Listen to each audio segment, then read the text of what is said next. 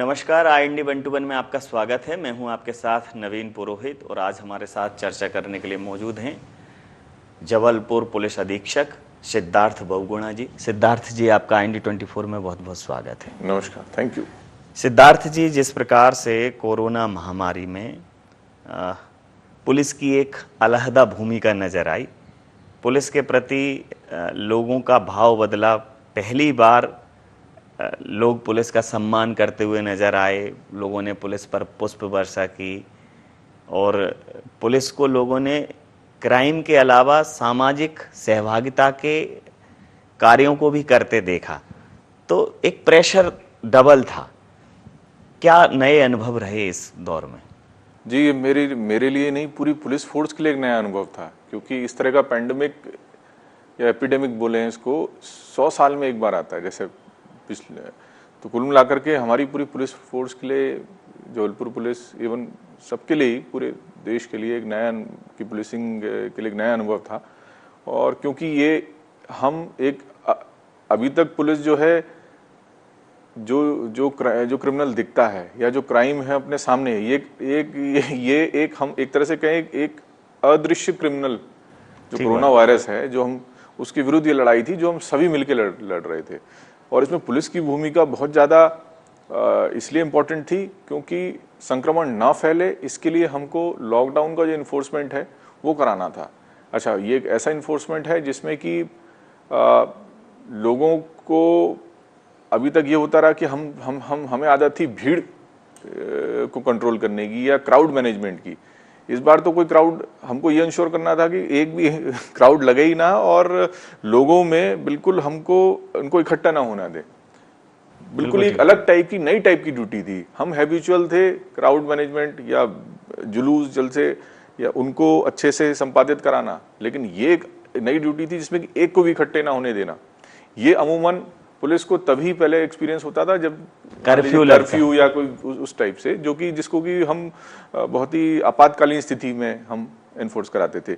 लेकिन इसको as a routine duty इतने टाइम तक करना, मुझे लगता है विगत 1 से 1.5 साल हो गया कोरोना को और पुलिस लगातार उसमें लगी है। ये एक पुलिस फोर्स के जो एक जवान है उसको मैं सैल्यूट करता हूँ कि उन्होंने बहुत अच्छे से इस ड्यूटी को की है और कोरोना से समाज को बचाया। जी, जिस प्रकार से आपने कहा कि एक नए प्रकार का अनुभव था, लोगों ने पुलिस जवानों को जो कोरोना संक्रमित हैं उनको हॉस्पिटल भी पहुंचाते देखा।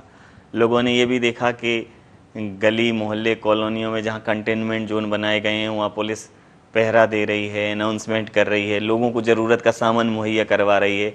मतलब सब्जी की उपलब्धता, दूध की उपलब्धता, इन सब चीज़ों को भी पुलिस अपनी निगरानी में कर रही है, क्योंकि मूल कारण ये है कि इन सब चीज़ों की खरीदारी के चलते, उपभोग के चलते कहीं भीड़ इकट्ठी ना हो जाए।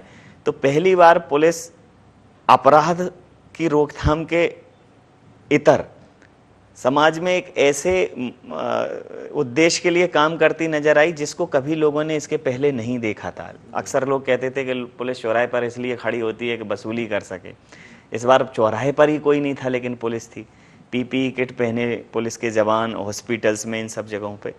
तो जो वर्कलोड है, क्राइम अपनी जगह हो रहे हैं, बाकी सारी चीज़ें रूटीन पुलिसिंग हो रही है, अमला वही था, तो ये जो वर्कलोड है ये कैसे सर मैनेज किया? ये बहुत बड़ा चैलेंज है। और वर्कलोड से पहले सबसे बड़ा चैलेंज ये था कि अपनी फोर्स को संक्रमित होने से बचाएं। तभी जब अब हम खुद सुरक्षित रहें तभी हम औरों को सुरक्षित रख पाएंगे ड्यूटी करके। जी, ठीक बात। तो सबसे बड़ा चैलेंज तो ये था कि अपने ही जवानों को ये सेंसिटाइज करना कि किस तरह से खुद की सुरक्षा करें, अपने परिवार की सुरक्षा करें। क्योंकि परिवार का कोई भी अगर संक्रमित होता है, पहली बात तो ये फिर उसका खुद का मोराल कम होता है, दूसरा उसको खुद को भी संक्रमण होने का खतरा रहता है। ठीक बात। तो सबसे पहले तो फर्स्ट हमारा ध्येय ये था कि अपनी फोर्स को हम सेंसिटाइज करें, उनको संक्रमित होने से बचाएं, तभी जाके वो ड्यूटी हम कर पाएंगे। तो सबसे पहले तो ये था। तो इसमें थानों जाकर के गणना में मैं भी गया, हमारे अधिकारी भी गए, हमारे वरिष्ठ अधिकारी भी गए, सभी लोग, हमारे आईजी डीआईजी साहब सब लोग गए। थाना जाकर के उनको मोटिवेट किया, उनको जरूरी जो सामग्री उपलब्ध कराई और सबसे ज़्यादा उनको समझाया कि कि किस तरह से आप ड्यूटी करें, मास्क हमेशा पहने, सैनिटाइजर का उपयोग करें, और उनको ये भी समझाया कि अगर सबसे पहले अगर आप ये कोविड अप्रोप्रिएट बिहेवियर पुलिस खुद नहीं करेगी तो फिर जनता कैसे करेगी। तो सबसे पहले आप खुद वैसे कोविड अप्रोप्रिएट बिहेवियर करें, खुद को बचाएं, अपने परिवार को बचाएं, और फिर कैसे आपको जैसे थानों में कोई फरियादी आता है कैसे सोशल डिस्टेंसिंग के साथ उसको सुनना है, कैसे उसकी अब समस्या का निराकरण करना है। क्योंकि ऐसा नहीं था कि कोविड के टाइम पे अपराध की गति थोड़ी धीमी जरूर हुई थी लेकिन ख़त्म नहीं हुई थी, क्योंकि गली मोहल्लों में अगर अड़ोसी पड़ोसी के विवाद, घरेलू विवाद, वो तभी भी कंटिन्यूड थे। तो ये एक चैलेंज था ही। और इसमें जैसा आपने बताया कि एक नया स्वरूप पुलिस का आया कि भाई वो हमारे पुलिस वालों ने जरूरतमंदों को दवाइयाँ उपलब्ध कराई है, खाना उपलब्ध कराया है, कंटेनमेंट जोन की ड्यूटी है वहाँ पे निगम के साथ मिलकर के वहाँ ज़रूरत का सामान उपयोग कराया, क्योंकि कंटेनमेंट जोन पूरा सील हो जाता है वहाँ, लेकिन ज़रूरतमंद को सामान तो चाहिए। तो एक नया जो दृश्य जो पुलिस का आया है जनता के सामने, जनता ने उसको इस बार सराहा है, जिसके लिए जनता को मैं धन्यवाद देता हूँ कि पुलिस की जो इमेज है वो कोरोना काल में जरूर अच्छी। जी, जिस प्रकार से सर आपने कहा कि पहले पुलिस को सुरक्षित रखने के लिए कदम उठाए, उनको ये बताया गया कि जो कोविड एप्रोप्रिएट बिहेवियर है उसको वो एडॉप्ट करें, ताकि लोगों को वो ये कह सकें कि आप मास्क लगाएं, सैनिटाइज़र का उपयोग करें। वैक्सीनेशन में सरकार ने भी कहा कि जो कोरोना वॉरियर्स हैं, फ्रंटलाइन वॉरियर्स हैं, उनको प्राथमिकता दी जाएगी। तो जबलपुर का जो अमला है पुलिस का, तो वैक्सीनेशन की क्या स्थिति है? 100% वैक्सीनेशन हो चुका है? जी, ऑलमोस्ट 100% हो चुका है। करीबन 93 to 95% हो गया। जो बच गए हैं वो कुछ ऐसे हैं जिनको कुछ अधिकांश में कुछ महिला जो थोड़ी प्रेग्नेंट हैं, जिनको कि अभी रिकमेंडेड नहीं है वैक्सीनेशन, और कुछ विशेष केस में किसी को कोई डिजीज़ है या कोई सिक है, लंबे समय से गैरहाजिर है, वही बचे हैं, उनको भी हम अभियान स्वरूप करके अभी इसको जल्दी करा लेंगे।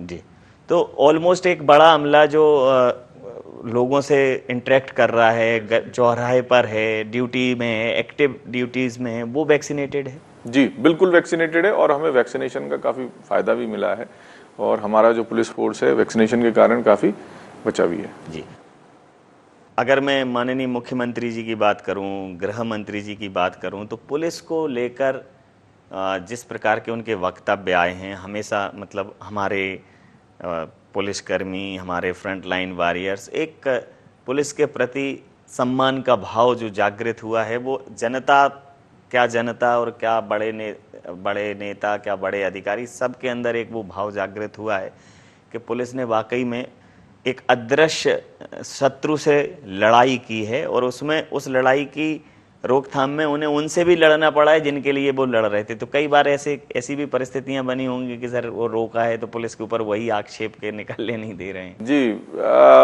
ये होता है और थोड़ा स्वाभाविक भी है, क्योंकि लंबा समय जब हो जाता है तो जनता भी थोड़ा सा उनको भी जो जरूरतमंद जो जरूरी काम होते हैं कभी नहीं कर पाते, तो इसके अंदर उनमें भी थोड़ा सा मतलब निकलने की चाह रहती है। तो जब कभी पुलिस उनको रोकती है, या उनसे कभी उनके मास्क ना पहनने पे चालानी कार्रवाई होती है, या सोशल डिस्टेंसिंग ना पहनने पे चालानी कार्रवाई होती है, तो उनको स्वाभाविक सी बात है, उनको लगता है कि हमको परेशान किया जा रहा है, लेकिन ये जनता के हित में ही है और समाज के हित में है, और कोरोना से बचाव के लिए एक इम्पोर्टेंट कार्रवाई है पुलिस की। तो ये बात सही है। कभी ऐसा भी होता है कि जिनके फायदे में हम ये काम कर रहे हैं, जनता को भी कभी कभी लगता है कि पुलिस जबरन कर रही है, लेकिन लॉन्ग टर्म में मैंने देखा है कि जनता भी ये चीज़ समझती है। इनफैक्ट जब ऐसे कुछ शिकायत जैसे हमारे पास भी आती है, तो जब हम उनको समझाते हैं कि भाई आपने मास्क पहना था कि नहीं, बोला हाँ साहब थोड़ा नीचे हो गया था, तो फिर उनको समझाते हैं कि आप पहना करो, पूरा अच्छे से पहनो। या फिर कभी कभी ये भी देखा कि उनको जब बहुत अच्छे से समझाया कि साहब आप लोग एक सवारी में 3 क्यों बैठे थे, तो उससे सोशल डिस्टेंसिंग भी डिस्टर्ब हो जाती है, कोरोना संक्रमण रहता है, तो कुल मिलाकर के जब उनको समझाओ तो जनता समझती भी है। वो एक प्रारंभिक रिएक्शन जरूर रहता है पुलिस के विरुद्ध, लेकिन ये चीज़ समझने वाली है कि ये पुलिस उन्हीं के भलाई के लिए कर रही है। जी, जिस प्रकार से सर सोशल पुलिसिंग में कई बार आप जनता से जुड़ने की कवायद करते हैं और तमाम समाज से संबंधित उनको सद्भाव और विकास की भावना को बलवती करने के बहुत सारे स्लोगन्स मैंने ऐसे पढ़े हैं। ये वो समय था जब जनता को जागरूक करने की भी जवाबदेही पुलिस के पास थी। तमाम ग्राम रक्षा समितियां हैं या जो सोसाइटीज़ हैं, तो लोग कोरोना एप्रोप्रिएट बिहेवियर को एडॉप्ट करें और उसके लिए पुलिस को बहुत रेजिस्टेंस ना करना पड़े। तो क्या कुछ इस प्रकार के गणमान्य नागरिकों से और ये सारी सोसाइटी के माध्यम से कुछ इस प्रकार की चर्चा और एक वातावरण बनाया कि ये बहुत इजीली हो जाए? जी बिल्कुल, इसके लिए जो माननीय मुख्यमंत्री महोदय ने जो क्राइसिस मैनेजमेंट ग्रुप का जो कॉन्सेप्ट लागू किया है, जिसमें कि समस्त जनप्रतिनिधिगण रहते हैं, उनसे चर्चा की जाती है वो कि किस तरह से लॉकडाउन के रिस्ट्रिक्शंस होंगे और क्या, तो ये एक बड़ा एक हमको उसमें फ़ायदा मिला क्योंकि इसमें जनप्रतिनिधिगण हैं उनकी भी भागीदारी रही। और उसके अलावा स्थानीय तौर पे थाना स्तर पे भी सभी मार्केट एसोसिएशन और इवन जो हर वर्ग का जो व्यापारी है, अन्य व्यापारियों से हमारी चर्चा होती रही। और कहने का मतलब है सिविल सोसाइटी के हर एनजीओ से भी बात होती रही, सभी से संवाद होता रहा और उनको कॉन्फिडेंस में लिया और फिर ये हम व्यवस्था इसको कर पाए। हम उनको इसमें कन्विंस कराने का भी बहुत बड़ा रोल है इस कोरोना की ड्यूटी में जी। ये जो पुलिस की जो traditional crime law and order की जो ड्यूटी, जिसमें कि गिरफ्तार करो आरोपी को और फिर सीधे, वो उससे बहुत अलग है। इसमें कन्विंसिंग भी हम बार बार जाकर के उनको कन्विंस कराना पड़ा। बहुत बार जो धार्मिक जो त्योहार होते हैं उसमें भी कन्विंस कराना पड़ा कि भाई आप इस बार इतना बड़े स्तर पर आयोजित ना करो, एक बार कोरोना खत्म हो जाएगा तो आगे तो सारे त्योहार सालों साल मनाने के लिए पड़े हैं।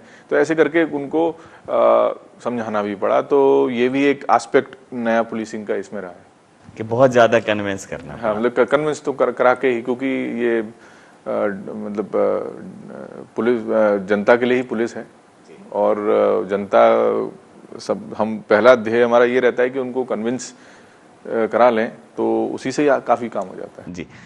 जिस प्रकार से सर कुछ भी जिला क्राइसिस मैनेजमेंट कमेटी ने कोई निर्णय लिया या गृह मंत्रालय ने कोई निर्णय लिया या स्वास्थ्य विभाग ने कोई निर्णय लिया, अनलॉक को लेकर कोई निर्णय लिया, लॉकडाउन को कोई निर्णय लिया, उसका सीधा इम्पैक्ट, उसको एग्जीक्यूट कराने की जो सीधी रिस्पॉन्सिबिलिटी है वो पुलिस पर आ जाती है। जी जी। मतलब निर्णय कहीं भी ले, कोई भी विभाग ले, लेकिन वो एग्जीक्यूशन पॉइंट है वो आके आप पर फोकस हो जाता था। और इस बार चूंकि क्रिमिनल को हैंडल नहीं करना था, सोसाइटी को हैंडल करना था, तो चुनौती कितनी ज़्यादा लगी इस बार आप? जी बिल्कुल, चुनौती रहती है क्योंकि इस बार आपने जैसे बिल्कुल सही कहा, क्रिमिनल नहीं, जनता को हैंडल करना है। उनको बड़ा अपनी ब्रीफिंग थानों में, थाना प्रभारियों को डेली जो हमारी जो बातें होती है, तो उसमें यही हम बोलते रहे कि थोड़ा धैर्य के साथ मृदुभाषी होकर के उनको समझाएं। और अगर कोई वायलेशन भी करता है तो एकदम से, मतलब एकदम से रिएक्ट ना करें। उनको जो विधि संगत जो प्रावधान है उन्हीं के तहत ही उनको उन पे अगर कार्रवाई करनी पड़े तो कार्रवाई करें। कुल मिलाकर के संयम से जो है, संयम से और पुलिसिंग करें।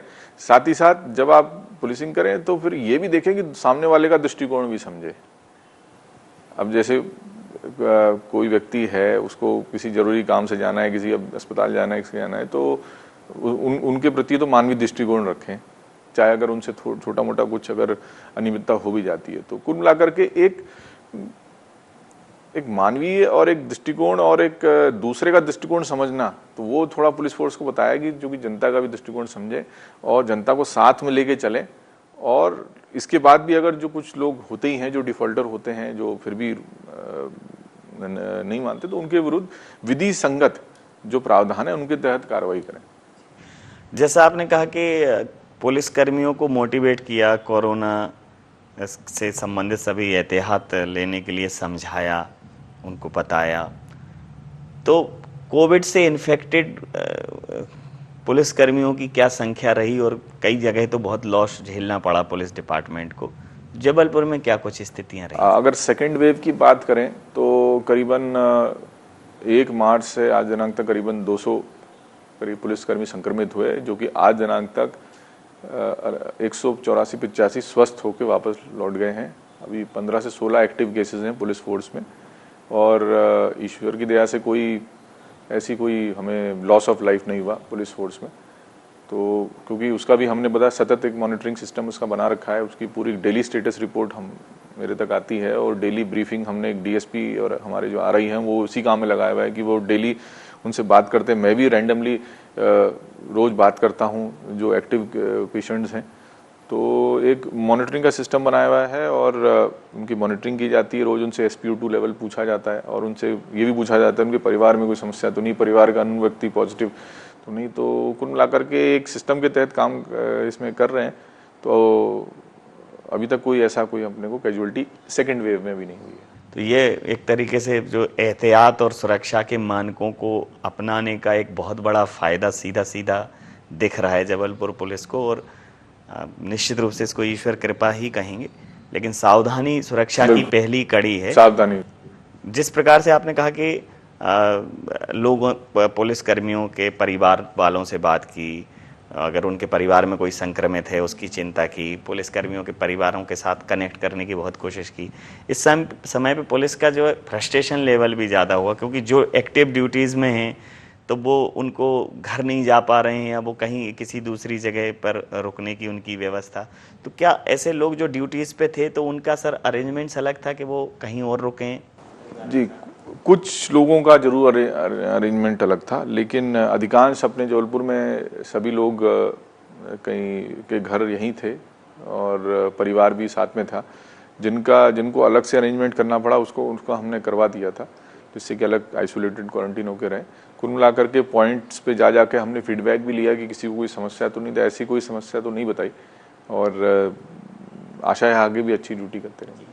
जिस प्रकार से कार्रवाइयों की बात की कि इस बार जो है शत्रु से बचाने के लिए कई बार उनसे जद्दोजहद करनी पड़ रही थी जिनके लिए भी वो शत्रु था। जी जी। तो इस दौर में कुछ अनियमितताएं भी सामने आई, जैसे कुछ जीवन रक्षक दवाइयों की कालाबाजारी हुई जी। और तमाम सारी ऐसी अनियमितताएं आई सामने।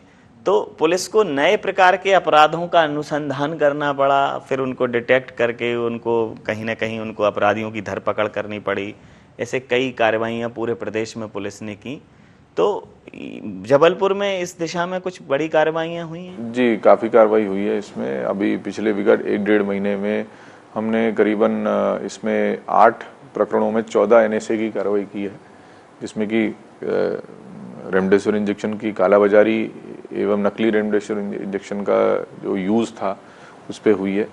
और इसमें हमारा ध्येय यही है, हमने अपने क्राइम ब्रांच और हमने हमारा जो अमला है उसको यही इसी बात पे सेंसिटाइज किया हुआ है कि जो भी कालाबाजारी किसी दवाई की या किसी एसेंशियल कमोडिटी की वो बिल्कुल भी ना हो, जिससे कि जनता को राहत रहे कि कोई कालाबाजारी नहीं हो रही है और उनको कोई भी चीज़ है वो जो सही दाम में मिल रही है। जिस प्रकार से पुलिस ने इस बार कार्रवाई की, हमेशा पुलिस की कार्रवाइयों पर मतलब हमारे फिल्मी सिनेमा ने पुलिस को एक विलेन के तौर पर गढ़ा एक बहुत लंबे समय तक, कि पुलिस हमेशा आतताई के पक्ष में खड़ी नजर आई। तो वो उसका चरित्र कहीं ना कहीं हमारे मानस पे उसका एक अलग प्रभाव था। सिंघम फिर फिल्म आई तो फिर थोड़ा सा मानस बदला और उस फिल्म की फिल्मांकन ने ये भी बताया कि पुलिस के प्रति समाज का नजरिया बदल रहा है। अभी जो कार्रवाइयाँ हुई हैं उनमें सबसे महत्वपूर्ण तथ्य ये है कि सारी कार्रवाइयाँ पुलिस ने राजस्व के अधिकारियों के साथ मिलकर की, प्रशासनिक अधिकारियों के साथ की हैं। जिला प्रशासन भी था, वो पुलिस प्रशासन भी था। तो कार्यवाही में किसी भी प्रकार का लूप होल कहीं भी नहीं था। तो पुलिस की इस बार की कार्रवाई जैसे आप NSA के लिए कर रहे हैं तो वो कलेक्टर महोदय के पास जा रहा है वो प्रस्ताव, तो जिला प्रशासन के साथ भी हर कार्रवाई पर लगभग आपको कदम ताल करनी थी। तो जिला प्रशासन का कैसा सहयोग रहा और किस प्रकार से कोऑर्डिनेशन था कि ये करना है जिला प्रशासन? जिला प्रशासन का भी बहुत अच्छा सहयोग था और कदम कदम पे पूरा कोरोना की ड्यूटी में साथ में काम किया। साथ ही साथ पुलिस के लिए ये एक नई ड्यूटी इसलिए भी थी क्योंकि इससे पहले हेल्थ डिपार्टमेंट से इतना डायरेक्ट इंटरेक्शन नहीं होता था, लेकिन इस बार हेल्थ के जो अधिकारी हैं वो भी कदम से कदम मिला के उनके साथ, जैसे चाहे वो कंटेनमेंट जोन हो या फिर कोई अगर घनी बस्तियों में अगर वो सैंपलिंग के लिए जा रहे हैं तो उसमें पुलिस बल साथ में रहता था और उनको हमने पुलिस भी उपलब्ध कराई। उनके साथ में उनको बड़ी क्लोजली ऑब्जर्व किया इस बार, तो साथ में उनका एक अच्छा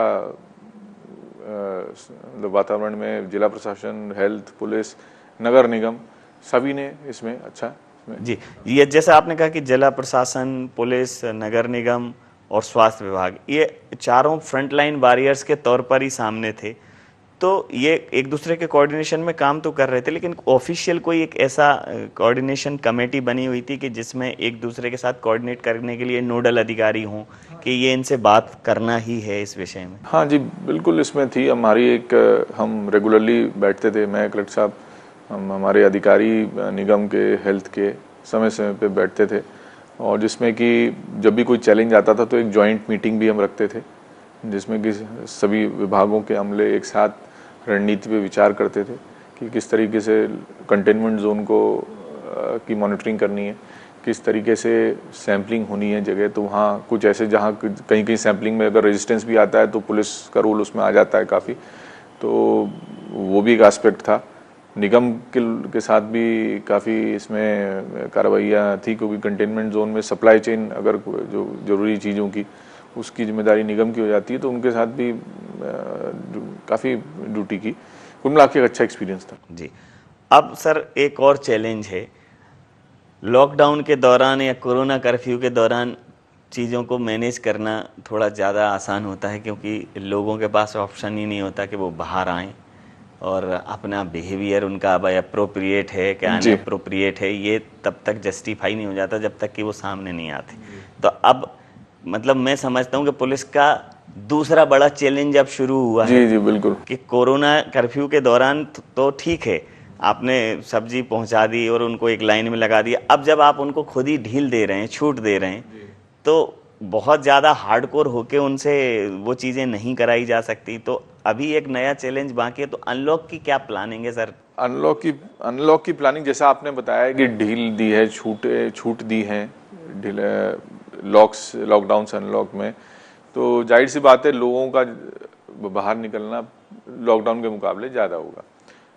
तो इसमें हमारा मेन उद्देश्य यह है कि कहीं भी एक जमावड़ा ना हो, नंबर एक, क्योंकि अगर लोग निकलते भी हैं लेकिन अगर डिस्टेंस से मेंटेन करते निकल रहे हैं तो वो इतना खराब नहीं है जितना कि एक जगह जमावड़ा हो जाए।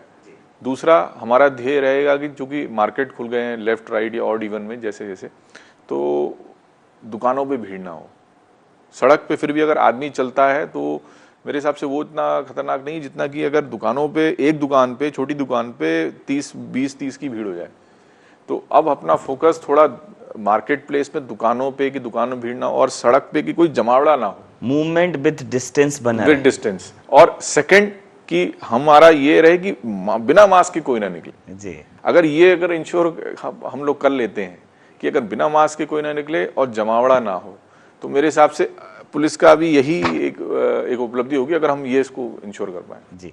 अभी तीसरी लहर की आशंका भी जताई जा रही है और दूसरी लहर को कंट्रोल लगभग कर लिया है। तो अब जब धीरे धीरे खुलना शुरू हो गया है, तो एक बड़े स्तर पर जागरूकता की और एक बड़े स्तर पर कोऑर्डिनेशन की ज़रूरत है, क्योंकि सही मायनों में चैलेंज जब शुरू होगा तो इसको लेकर जिला प्रशासन और अन्य विभागों के साथ एक विस्तृत कार्य योजना तैयार होगी। बिल्कुल तैयार है इसमें, और उसको समय समय पर हमारी चर्चा भी होती है जिला प्रशासन से, हेल्थ डिपार्टमेंट से, निगम से भी, और हम पूरी तरह से तैयार हैं आगे जो भी रणनीति होगी, जो निर्देश होंगे उसका पालन कराने के लिए।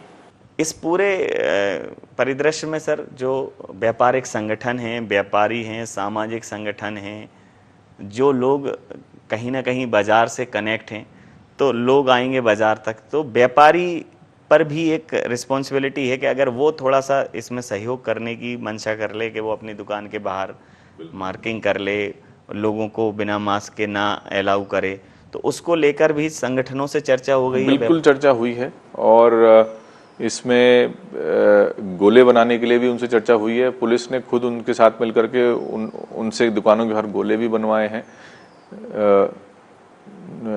मेरा मास्क मेरी सुरक्षा का स्लोगन भी उनको उपलब्ध, मतलब उनको उनमें प्रचारित करवाया है। और हमने उनको ये भी बोला है कि अगर कोई ग्राहक नहीं पहन रहा है तो उसको सामान भी ना दे। तो ये बैठक भी अभी एसोसिएशन से काफ़ी जगह हो गई, काफ़ी जगह एक, हालांकि कुछ ही एक जगह जो बाकी होंगी, बाकी सब जगह प्राय मीटिंग हो गई, उनको ये मैसेज दे दिया है। साथ ही साथ ये भी बोला है कि वो अपने जब इंटरेक्ट करते हैं ग्राहक से तो एक प्लास्टिक की शीट भी लगाएं, सैनिटाइजर रखें और इनफैक्ट कुछ रिजर्व मास्क भी रखें। मान लीजिए कोई ग्राहक बिना उसके आ भी जाता है, जरूरतमंद है, तो उसको मास्क बनाया, फिर उससे बात कर ली।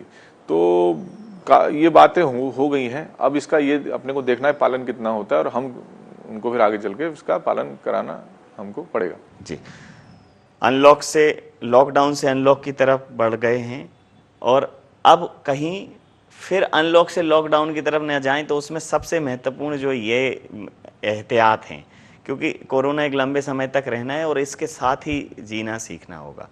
तो मध्य प्रदेश की जनता से, खासकर जबलपुर की जनता से आप क्या अपील करना चाहेंगे? अंतिम और महत्वपूर्ण प्रश्न। जबलपुर की जनता से, संस्कारधानी वासियों से मैं ये अपील करना चाहूँगा कि कोरोना अभी समाप्त नहीं हुआ है, कम जरूर हुआ है, तो इसलिए लापरवाही बिल्कुल ना बरतें, नंबर 1।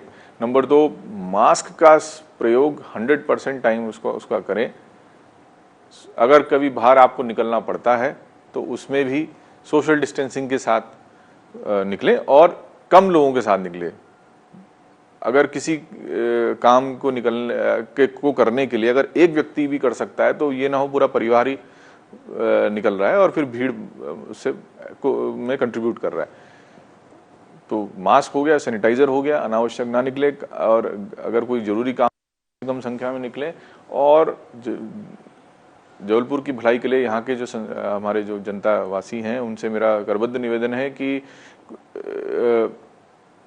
कोरोना के केसेस कम देखते हुए एकदम से निश्चिंत ना हो जाएं, और ये ना हो जाए कि अब और लापरवाही ना बरते। कुल मिला के लापरवाही सही शब्द है उसके लिए, कि लापरवाही बिल्कुल ना बरते। अभी भी उसी मोड में रहें कि हमको कोरोना से बचना है और अपना सारी सावधानियां रखनी है। तो वर्तमान दौर में सावधानी और सुरक्षा, यही जीवन का सबसे बड़ा संस्कार है। कोरोना कम जरूर हुआ है, समाप्त नहीं हुआ है।